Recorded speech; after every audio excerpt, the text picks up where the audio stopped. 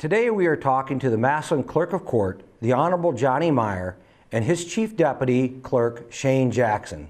We'll be diving into the services offered by the court, learning more about the role of the clerk and courts, and more. I am a school resource officer. I am a deputy detective. I'm Major C.J. Stantz. One of my responsibilities is leading our deputies. Serving as a deputy includes a variety of duties, such as answering calls out on the road, engaging our community during events and other activities, providing security to our government facilities, working in our schools as a school resource officer, and so much more. The job is challenging, fast-paced, always changing, and truly rewarding. Learn more on how you can join our team today and be the difference. Welcome to On Our Watch. I'm your Stark County Sheriff, George Maier. Joining me today is Massillon Clerk of Court, Johnnie Maier, and his Chief Deputy Clerk, Shane Jackson. Well, good morning, gentlemen. Good morning. Thank you. Good to good be morning, with you guys. and thank you for having us. Good to have you here. You know, we wanted to take an opportunity, if we could today, to get the viewers to get an idea of what actually goes on at the clerk's office. Everyone hears about the clerk's office, and I don't think people really understand the intricate role that they play in the criminal justice system. Well, as we start off, though, Johnnie, I want to tell the viewers today a little bit about yourself. What you're about, where what's your background, and what's the things you do in your pastime. Okay, well, thank you. And for full disclosure, the sheriff is my brother. I'm real proud of him and really appreciate him having us on his show. As you know, we were raised in Massillon. I went to St. Mary's grade school and graduated from Canton Central Catholic High School. Actually, one of the biggest influences in my life was, and I'm sure yours as well, George, is my father, Johnnie Sr., who was a Massillon police officer, retired from Massillon as a lieutenant, and then picked up the badge again and became the chief of police in Dalton. And he was a big influence on our life, and he was a big influence on our feeling about public service. And my wife always likes to say that she thinks I have public service in my DNA. But actually raised in Massillon, as I said. After high school, I graduated with an associate and bachelor's degree, both from Kent State University, and did graduate work in public administration at the University of Akron and the University of Alabama. Having said the University of Alabama, I am a Buckeye fan, so I don't want people to get the wrong idea there. After college, I worked for Wild Indian River School. While there, I developed a program that was actually recognized as one of the top 5 programs of its kind in the nation. I worked in mental health for a while, and then moved into a further career in public service.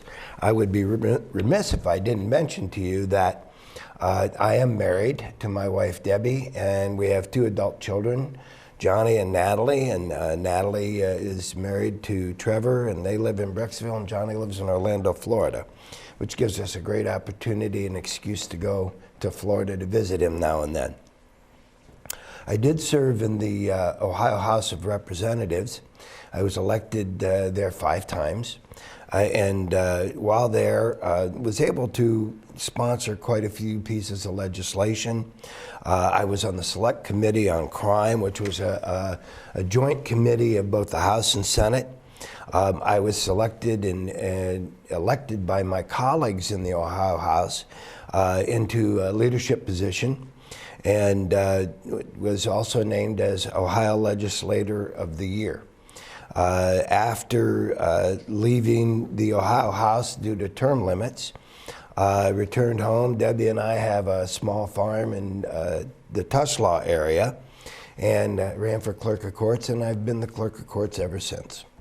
Well, that's great. You're kind of a busy guy, it looks like. Very Sounds busy, like. very busy.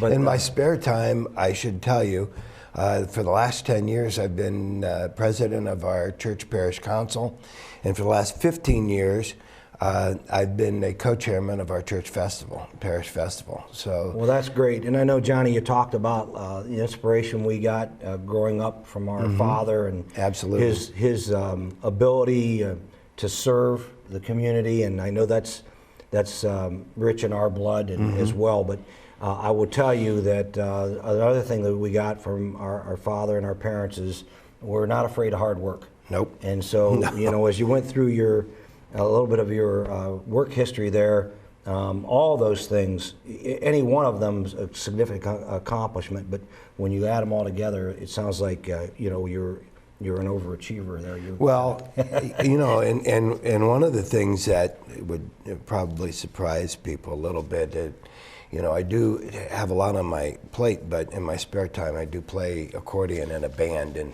most people know me for that, I'm sure. Yeah, I've heard about that. Well, Johnny, because you are so busy, I know you would not be successful and you'd not be able to do the things that you do without great assistance in your office, and I know you got a fantastic team there. But today you have Shane Jackson with you. Yes. And Shane has been with you for many, many years. Mm-hmm. And so, Shane, welcome. And if you don't mind, just tell us a little bit about some of the things you do in the office to keep things afloat. Sure. And I actually met Johnny. I interned with him way back. I'm not going to say how many years ago, but way back when I was in college. And you talk about public service being an important thing, and that was always important in my family. My father joined the Navy and did so, between his junior and senior year. And it was important to him. And my mother was a local elected official, a township trustee, and later a county commissioner. And my mom always taught me, Shane, you're not going to change the world, but you can change your little corner of the world. Sure. And that's what we're doing at the Massillon Clerk of Court's office. I got to be honest, Johnny has put together a very good team of people. And the reason the office works so well is because it is a team. My role, I work with Johnny, I assist our supervisors, I work with our IT staff and our bookkeeper and that kind of thing, and that way we're able to handle a lot of the day-to-day things. But we also do is there's something different happens every day. There's a lot of troubleshooting. You come in on a Monday morning and you're hoping it's a calm day, and it's not. Oh my gosh, there's 24 prisoners on the list, and we better call the sheriff's office about this, or we better get a hold of Jackson Township about that. So it's important to have people who are well trained and work well together, and that's quite honestly what Johnny's been able to put together with this office, and we're very proud of that. I would put our office up against any clerk's office in the state. When we go, Johnny has served as president of the Ohio Clerks Association, as well as the Northeast Ohio Clerks Association, and we would go to the various meetings, and it'd be our folks making the presentations. It'd be our folks talking about the changes in the law. It'd be our folks talking about, this is what you do when the auditor shows up. So we're very proud of that. We're very proud of that. Absolutely, and I will tell you, I know I consider Johnny very lucky to have you on his staff, and I know most of the people that work in your office, and they're very, very committed to what they do. And I think that helps certainly make things run smoother and be efficient as you possibly can when you got a team that's willing to work. Johnny, you served in this position for a number of years. You've had a number of years of public service. And you told us a little bit about, your passion, why you went in that direction. Is, this career path in public service, this is something that you felt like you've always wanted to do? Absolutely. And again, I think inspired by my father and others, but, I majored in political science and did graduate work and so forth in public administration. And, because, and it's kind of like what Shane said. We can't change the world, but we can have an impact on our little corner of the world. And if we can have a positive impact on that, then I think we've lived a good life. And I do appreciate the fact that Shane is the chief deputy. I think that one of the things to success is having good people. Okay, you can be the greatest football coach in the world, but if your line is 100 pounds a man, you're not going to win too many football games. Right. So you have to have good people, and we take pride in doing that. We take pride in the training that we provide, and we do a lot of training with our staff, and that's just really important. Sure, I do agree. I think training is the key to successful people, and so it's good to know that you guys are doing that training within your staff, because things change. Everything continues to change. And, you talked a little bit about, the court or the clerk's office. but how does the clerk's office interrelate with the court and other partners out in the community? We have interaction with the courts, the sheriff department, all the law enforcement agencies, the prosecutor's offices daily. We are working with them because they're all filing their cases with us. We have to prepare those cases for the court, and we're working with the law director in that office and the prosecutor's office, putting out warrants, issuing subpoenas, making sure that the fines and costs are collected, making sure that we have a good record-keeping system. You can't keep a record too long. That's wrong. Nobody wants to come and find out that a record that should have been destroyed about themselves is still there. You can't get rid of that record too early. I remember when I first became the clerk of court, I went to a seminar for clerks, and there was a woman that was talking, and what she said was so true. She said, the good thing about being a clerk of court is that everything you need to know is written down. Oh, that's great. She said, but nobody knows where it's all at. She said, it's written in the Ohio Revised Code. It's written in state auditors' opinions. It's written in attorney general opinions. It's written in case law. It's written in local municipal ordinances. It's written in court rules, and on and on and on. And that becomes a challenge when you're the clerk of court, to stay on top of all of that, because any one of those things can change, and they do, right, almost daily. And so, right now there's a new law, and you're aware of it, and Shane's aware of it, and we've been doing some work to try to inform the community about it, but it's a distracted driving law.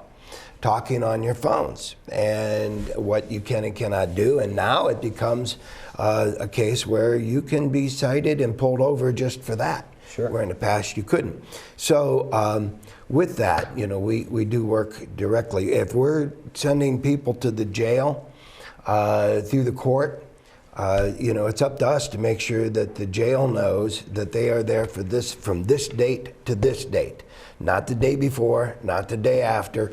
And that sounds simple, and sometimes it is, but sometimes it isn't. Sure. And so I think one of the things that we really pride ourselves on in our office is that is our interaction and ability to work with so many different law enforcement agencies, as well as different judges, law directors, the attorneys that come to court. Sure. And we stress quite a bit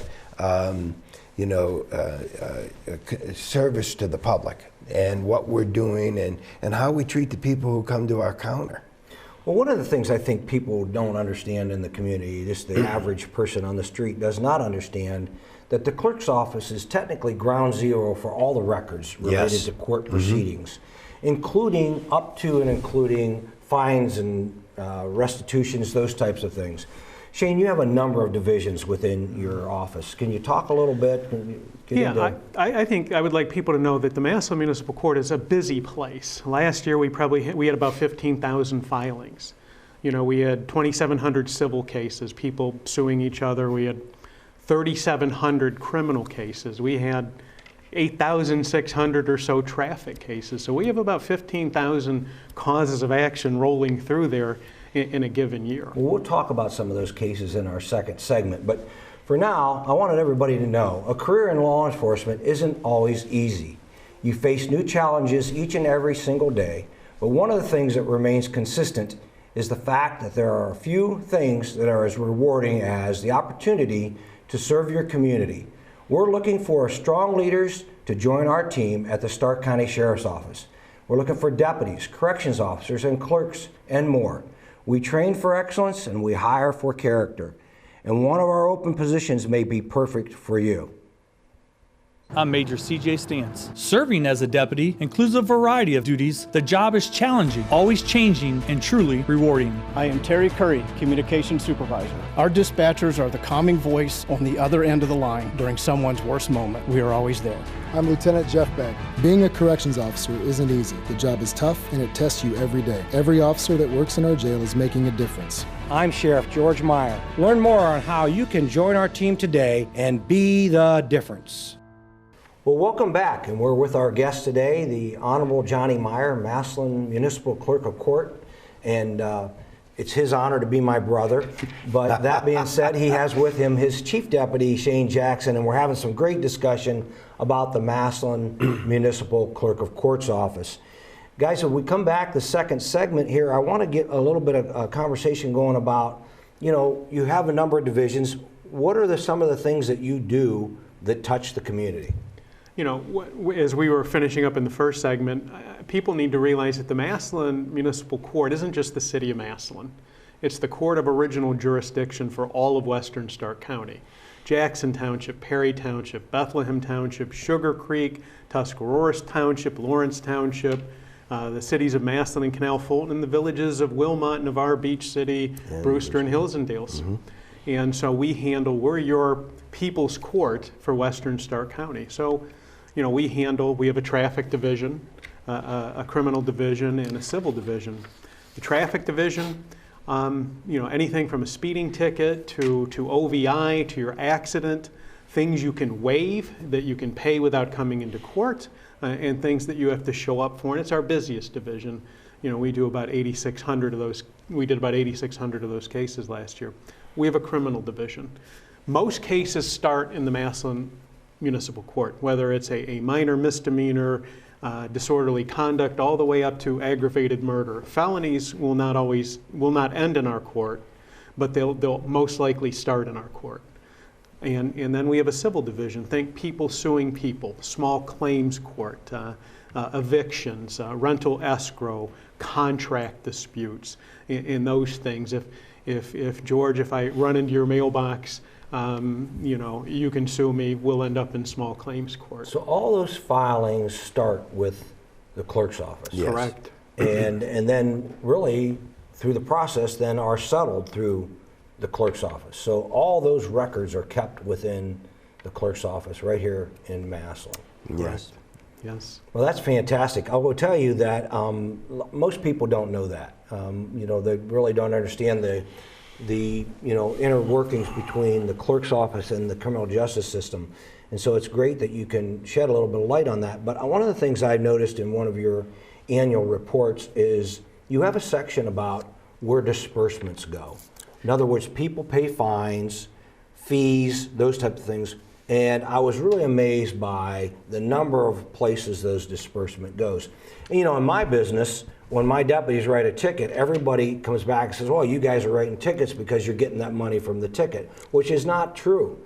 Can you talk a little bit about how that works? I have very bad news for you. You get very little money from the ticket, as you know. And actually, if you look at our annual report, and this is one of the complex things about the clerk's office, is that in our annual report, we probably have, off the top of my head, 6 or 7 pages of where we have to send that money. And it has to be correct. And that is determined by statute, by court order, by auditors, attorney general, and so forth, as I talked about earlier. We hear that as well, that, the officer gave a ticket so they're making money, or we're collecting this money, we're making money. That is absolutely not the case. The state legislature in particular is very creative in where they have us sending this money. They can divide up a $100 bill in a lot of different places. And again, we have to be correct, which we're very proud of the fact that when we have our state mandated annual audit, we have had perfect audits every single year that we've been there, every single year. And that's good because before we got there, quite frankly, there was difficulty in auditing the office. They could audit it, but it was difficult, and it was difficult balancing. In our office, we balance every day. We balance every month, and we balance at the end of every year. And in the time that we have been there, we have taken in, and it's the public's money, over $100 million. That's the kind of volume that exists there. Every single penny has been accounted for. Every single penny. And we're very proud of that, because we think that there's really not a lot of places you could go that handle that much money that can say every single penny is accounted for. And we account for it every day. I would tell you that's fantastic, and it's good that our viewers are hearing that. Shane, when you talk about that volume of money, those volume of cases, certainly your role there as the conductor of things, making sure that everybody's doing what they're supposed to be doing, can be tedious. How do you balance that out? How do you manage that? You look at it, there are some things that have to be done every day, and you plan for that. And there are some things that have to be done every week, and you've got that timetable in your mind. There are some things that are only done once a year. I know that our unsettled claims letters have to be sent out by law on the first Monday in January. Well, I know in December that's coming, and we're going to be ready for that. And every day, Johnny and I discuss what has to occur today, what has to occur this week, what has to occur this month. And so we're prepared for that. And then again, you get the odd things that happen every day. As Sheriff, as you know, not everything goes as the way you plan it. Sure. People show up, people get arrested. Somebody may come in at the end of the day looking to post a $20,000 bond, and literally they've come in with $20,000 worth of cash. The odd things happen. And so you try and balance that. But again, Johnny's put together a good team with good people. Everybody's been trained to know their role and to handle their issues and to work through, the difficult situations and to do it in a professional way. One of the other things I would add to what Shane said is that our office is a 24-hour-a-day, 7-day-a-week, 365-day-a-year office. We have people actually in the office from 6 in the morning to 6 at night. We have somebody constantly on call. It is not unusual that either Shane or I are called in to the office to prepare a warrant or in an emergency situation in the evening, in the middle of the night, on Sunday, Christmas Eve. We've been in there on Christmas Eve. So those things, it's 24/7, it's 365 days a year. We've done some things in the office that we're really proud of. For example, when we first got there, the Massillon Court and the Massillon Clerk Court was not connected to the Stark County CJIS system, the Criminal Justice Information System. So that was one of our very first priorities, and we are very proud that we were able to do that. A little over a year and a half it took to hook up to that. We have also, since that time, implemented a system where people can pay a fine online. They don't have to come to court. If it's a waiverable offense, or if you owe the court some money, you can go online and you can do that. And it's for the convenience of the general public. Most recently, we implemented an e-warrant system. Now, this was a system that was called for by Governor DeWine, and our county was one of the first, not necessarily the first, but one of the first counties in the state that were able to get this up and rolling. And the beautiful thing about an e-warrant system is that if we put this warrant on the system, within minutes, really instantaneously, if there's a police officer in Dayton pulling this person over, they're going to know instantly that warrant is that person. There's a warrant for their arrest. And in the past, it could take hours or even days to get that information out there. And that provides for public safety. It provides for safety of our law enforcement officers, that they know there's an active warrant. And it just enhances the criminal justice system even more that we're able to do that. Absolutely. And that was a result of not all warrants in the state being in the system. Right. And people were, wanted criminals were reoffending, and there was no, and there'd be a warrant, and nobody really knew about it. So we applaud you guys for being on the forefront of that and getting that in place. But I do want to go back a minute to something that you said a little bit ago about your auditing. Am I correct? I think it's important that our viewers understand this. You're audited by the state auditors every year? Every single year. And that's mandatory. That process is probably pretty tedious. They come in, they look at the books, they check your numbers, make sure that you're doing things right. And so my understanding is those audits are very successful over the years with the clerk's office? They can be intense, and when I've talked to other clerks, they're always very nervous about their audits. Oh, the state auditor's coming in, sure, and they're nervous. We don't get nervous about it because we feel very confident that our people are doing the job and that we've put together a staff that can do the job. The auditors come in, and we're very, very proud of the fact that we have never had a finding, we've never had a recommendation. These audits have been excellent every single year. And we work hard at making sure that occurs. We work hard at making sure that occurs. I think that's important, and I appreciate you repeating that because I think it's important that our community understands that we're talking about millions, hundreds of millions of dollars over a period of time that we are being responsible for, and we're doing it the right way. So I think that's very important. Thank you for repeating that. As we start to come to a close here, I just want to thank you for the work that you guys do in the clerk's office. It's very important to the criminal justice system, so I get to see that each and every day. And I think that's important, but it's also important to the community. Community understand what's going on and how your office works and how efficient you actually are. And I will tell you, I wasn't going to do this, but I think I should. I think I'm going to make a shameless plug in that, letting folks know, our viewers know, that certainly I am the younger brother of the two brothers.